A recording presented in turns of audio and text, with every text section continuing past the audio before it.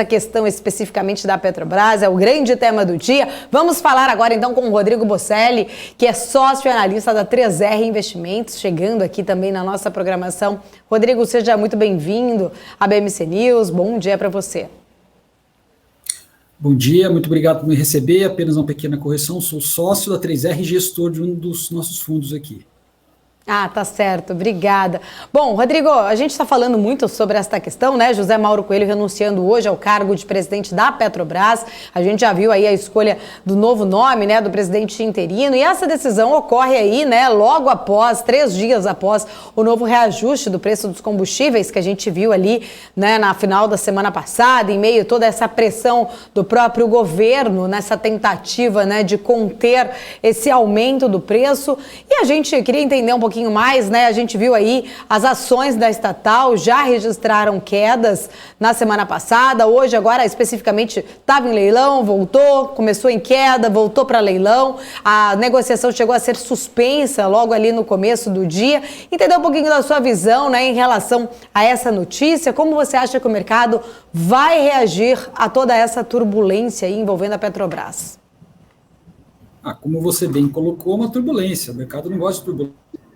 O mercado gosta de previsibilidade, gosta de olhar o futuro e entender o que vai acontecer, né? Então, eu acho natural que a reação seja de queda nesses momentos, que traga mais volatilidade para o preço da ação. É o que a gente está esperando aqui também, né? Uhum.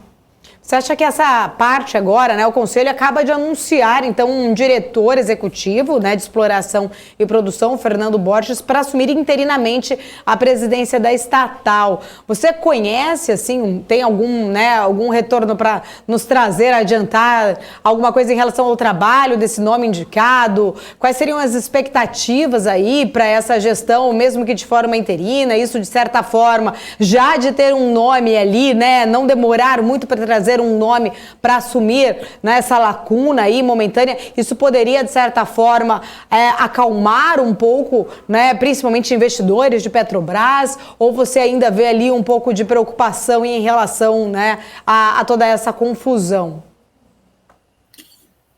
Eu acho que esse nome, imagino que seja o nome alinhado com a atual política da Petrobras, porque é o nome da atual diretoria, né? E até onde a gente consegue apurar, o atual conselho e a atual diretoria estão muito alinhados nessa questão de manter essa política de preço, que é o PPI, né, o preço de paridade internacional. Tá? Então, a expectativa é que as coisas continuem, mas eu acho que tem uma coisa mais importante aqui, né, porque, obviamente, que o José Mauro ele se demitiu porque o governo está aumentando a pressão, né, está ameaçando fazer essa CPI, que eu tenho dúvidas se vai para frente ou não, mas é uma questão política, é só um palpite da minha parte, não é uma análise, tá? Agora, resta, assim, saber o seguinte, se o governo, porque o José Mauro caiu, o presidente, para ele ocupar realmente o cargo, ele tem que ser um membro do conselho, eles simplesmente vão trocar o José Mauro pelo Caio, que é indicado pelo governo, ou vão partir para trocar todo o conselho mesmo? O governo se contentaria simplesmente com a troca do José Mauro pelo Caio? Essa dúvida que eu tenho, não está claro ainda e ninguém sabe ainda, por enquanto, ninguém no mercado. Essa notícia não veio ainda à tona, tá? Rodrigo, o que contentaria o governo certamente seria o congelamento de preços ou um maior espaçamento entre os reajustes, e isso não agrada aos investidores. Então, o que se observa é que o investidor da Petrobras está do outro lado do governo.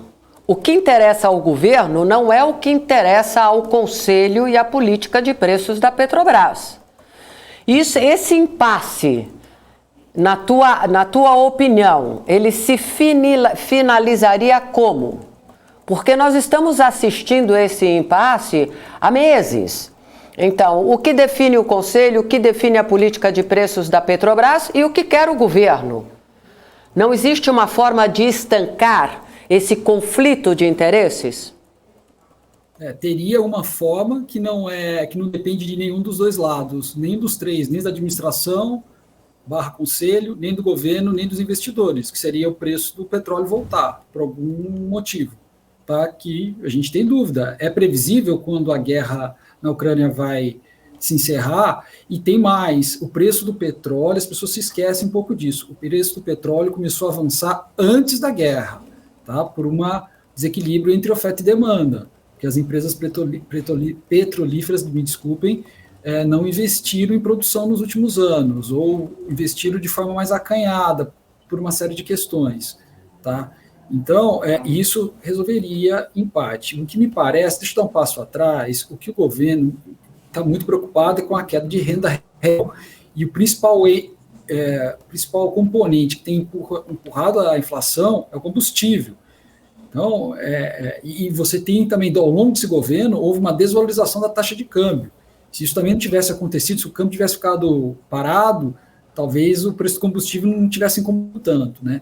Então, curto, na minha opinião, porque se a Petrobras resolve congelar o preço do combustível, você corre o risco de um desabastecimento, porque o importador perde o incentivo para trazer o combustível. O PPI não existe simplesmente porque a direção da empresa, mais o conselho, mais os minoritários são malvados. Ele existe por um motivo econômico.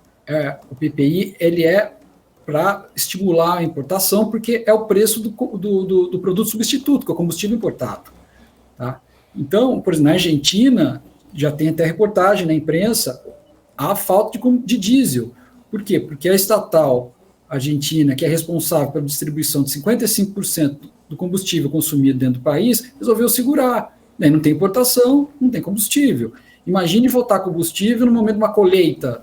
E a gente sabe a importância do agronegócio, e a gente sabe que alimento é outro item importante que tem pressionado a inflação. Então, não tem muito para onde correr no curto prazo, você está entendendo? Então, não, congela. Congelar o preço do combustível é flagrantemente contrário à lei das estatais. Tá? O governo quer dar um subsídio, ou melhor, ele quer que a Petrobras faça alguma coisa, ele tem que ressarcir a Petrobras. Em 2018, quando teve a greve dos caminhoneiros, houve um subsídio que quem pagou foi o Tesouro. Quem arcou com isso foi o Tesouro, não foi a companhia. Né? A grande verdade é que a empresa é uma coisa meio esquisita, né? Porque ela tem acionistas minoritários, tem o controle estatal, lembrando que a União Federal, entre todos os seus entes, ela tem 36% do capital total da Petrobras. Né? Ela simplesmente controla pela questão de ter muito mais ações, ela tem a maioria das ações ordinárias, que tem direito a voto. Né? Então, esse Frankenstein, então, tem que ter uma solução, né? E daí o governo vem com a retórica, vamos então, já que a gente não consegue utilizar a Petrobras, vamos privatizar a empresa. Meu Deus, mas isso é absolutamente, eu quero deixar bem claro, mas isso é absolutamente contraditório ao discurso atual do governo. A Petrobras é malvada, temos que mexer na Petrobras, essa política de preço não pode persistir. Se for feita a privatização, o governo faz o quê?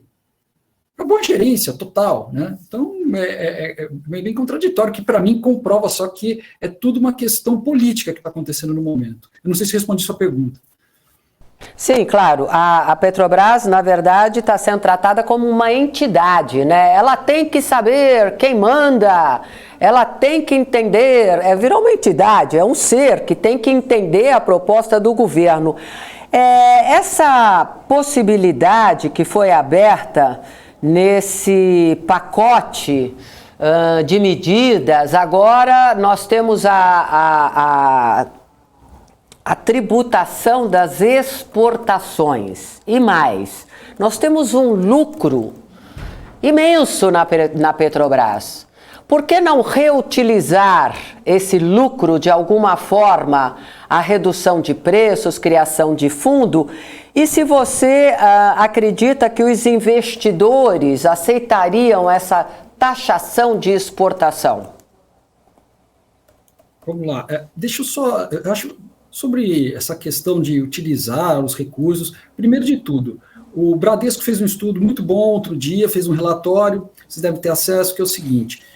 entre 2011 e 2021, se a gente somar todos os recursos pagos para os entes públicos, tanto com impostos estaduais, federais, participação especial e royalties, dá 10 vezes aquilo que foi, e mais o dividendo do controlador, dá 10 vezes o dividendo que é pago para o minoritário. Então, acho que a função social está mais do que comprovada aí.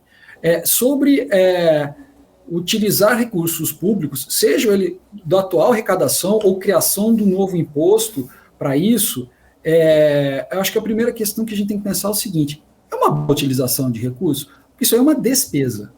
A gente tem um país que tem carência de infraestrutura, IDH baixo, saúde péssima, educação questionável, para dizer o mínimo, e a gente, em vez de fazer investimentos, a gente vai financiar o uso de combustível fóssil. É essa a nossa escolha, de um país pobre em desenvolvimento.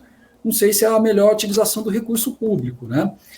E mais, né? Quando você coloca um subsídio, o sujeito que anda de ônibus está financiando o cara que anda de carro. Sem dúvida. Não sei se tem muita lógica nisso. Agora, vamos criar um novo imposto. Pô, já não basta tudo que o setor paga. Tem um estudo também do Santander, super recente, agora de junho, que mantido o câmbio atual e mantido o preço do petróleo em $115 por barril, o setor de óleo e gás, aí tudo bem, tem empresas menores também, mas a maior contribuidora é a Petrobras, está contribuindo com 3,1% do PIB como receita. Qual que seria o resultado fiscal, né? Se você criar mais um tributo, claro, você está tirando o incentivo da empresa em fazer mais investimentos, né? Tudo bem, é um lucro extraordinário, mas o dividendo e os tributos recebidos também são extraordinários, né? O mercado vai aceitar? Não é que vai aceitar ou não aceitar, mas vai penalizar o preço da ação. Isso eu acho que é inobservável. Sem dúvida, são medidas estapafúrdias que nós estamos aí assistindo, é um leque de medidas absolutamente estapafúrdias, sem dúvida nenhuma, Rodrigo. Só um adendo em relação a essa medida de utilizar aí os fundos da Petrobras, os lucros, né, que uma questão defendida por muitos economistas, mas entra também na questão eleitoral, né? Nessa fase eleitoral, o governo não poderia fazer esse tipo de ação por conta ali de sofrer um risco de crime eleitoral, de até o impeachment, por conta disso, né? Que ele pode reduzir impostos, mas não pode mexer aí, distribuir dinheiro. Então, acho que por conta disso, até essa questão, nem Paulo Guedes, que defenderia esse tipo de ação, não está defendendo. Débora. Pois é, Isa, e olha só, eu queria pegar o gancho dessa questão do dividendos que a gente estava falando, até mais cedo a gente trouxe essa informação aqui, porque a Petrobras vai pagar hoje mais de 24 bilhões de dividendos de JCP. E aí eu queria, Rodrigo, ouvir a tua opinião em relação a essa política de dividendos da companhia, porque até então isso parece ser a questão que mais tem incomodado realmente o governo, né? Ela fere o estatuto da companhia, essa política de distribuição de dividendos? Evidentemente que não, desculpa responder dessa forma, claro que não. Por que veja só, como que pode o representante do controlador reclamar que está recebendo muito dividendo? Isso porque, assim, já está claro que assim, companhias estatais não foram feitas para empreender, né? E quando a gente ouve uma reclamação do presidente Bolsonaro ou do presidente da Câmara, o Arthur Lira, reclamando que o dividendo é muito gordo, parlamentares, tanto deputados como senadores reclamando que o lucro da Petrobras é exorbitante. Mas, ora, em 2006 o Brasil descobriu o pré-sal, certo? E a gente está colhendo os frutos desses investimentos que foram feitos. Tá? O custo de extração está muito baixo. Quando o pré-sal foi descoberto, a ação da Petrobras subiu uma barbaridade, todo mundo ficou feliz, o Brasil está com o futuro garantido, isso, aquilo, tal. Não tá bom, pega esses dividendos e paga para a empresa. Desculpa, para os acionistas, entre eles o controlador que decide o que fazer com os recursos, entendeu? São 8 bilhões, né, Débora, em dividendos, não é isso? Que serão pagos hoje mais de 20 bi. Mais de 20 bi hoje. Hoje é 24 Primeira parcela. Primeira parcela. Primeira parcela, ainda tem uma segunda parcela depois. Eu quero só trazer aqui uma informação rapidinho, é que eu estou acompanhando aqui o tempo inteiro o papel da Petrobras e acabou de virar o sinal para o positivo, tá? Estava caindo bastante, a gente viu inclusive ficarem suspensas as negociações da Petrobras, depois entrar em leilão aí por pelo menos umas 2, 3 vezes. Agora, Petrobras, Petro 3 sobe 0,70 e Petro 4 está subindo 0,48%. O Ibovespa, portanto, também reduzindo as perdas com essa virada da Petrobras, está quase ali no 0 a 0, uma queda ainda de 0,05 por enquanto, tá, gente? Rodrigo, por favor. Esse presidente interino, é isso? Foi isso, Rodrigo? Interino. Temporário? O presidente tem que ser membro do conselho, está no estatuto da empresa. Entendeu? O pagamento de dividendo, ele é trimestral. A empresa tem optado por pagar dividendos trimestrais, né? Evidente, com a escalada do preço do petróleo, o resultado, o custo de extração é relativamente fixo, você tem uma geração de caixa muito grande, boçal, e isso o nível de endividamento da empresa está dentro daquilo esperado, a empresa considera que ela tem o caixa para fazer os investimentos que foram aprovados no plano estratégico pelo Conselho, está tudo certo, está tudo bem, vamos em frente, entendeu? É assim como uma empresa normal funciona. Aliás, congelar o preço do combustível teria 2 consequências, né? Primeiro, quando houve o petrolão, quando a gente descobriu tudo aquilo, e as finanças da empresa ficaram muito prejudicadas, né?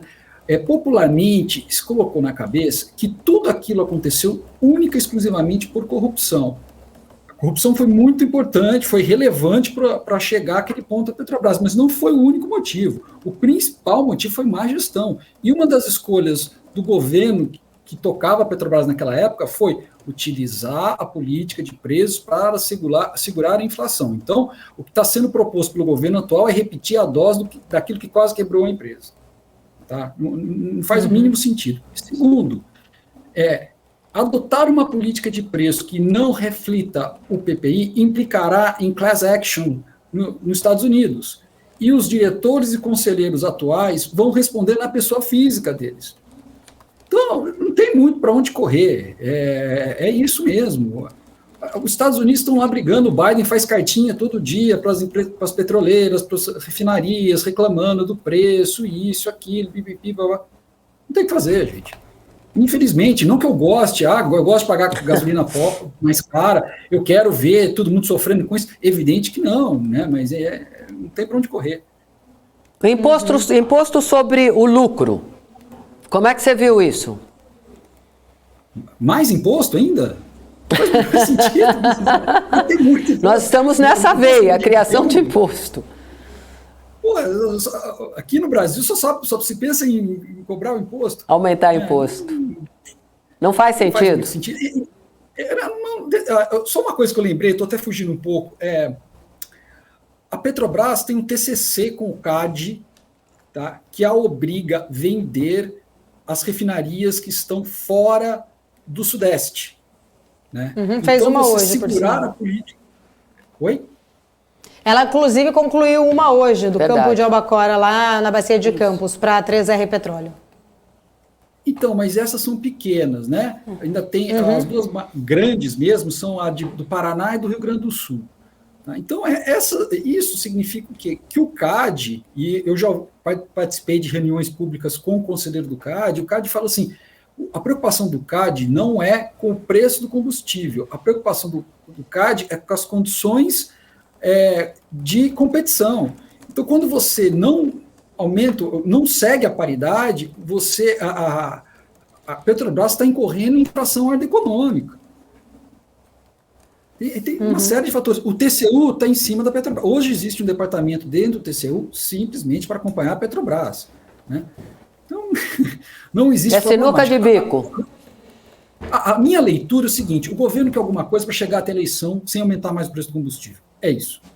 E se conseguir achar melhor ainda. Tá? Tá certo. Rodrigo, Eu acredito que não vai conseguir, mas vamos lá, tempo né? tá aí, né? Vamos ver esse festival de besterol até onde pode ir, né, Rodrigo? vamos lá. Rodrigo, quero agradecer imensamente aqui a sua participação. Já estamos com o tempo aqui em cima do horário. Muito obrigada pelos seus esclarecimentos, aí, a sua visão. E até uma próxima oportunidade. Até, pessoal. Muito obrigado pela oportunidade. Obrigada, Obrigada, até mais. Tchau, tchau. E a gente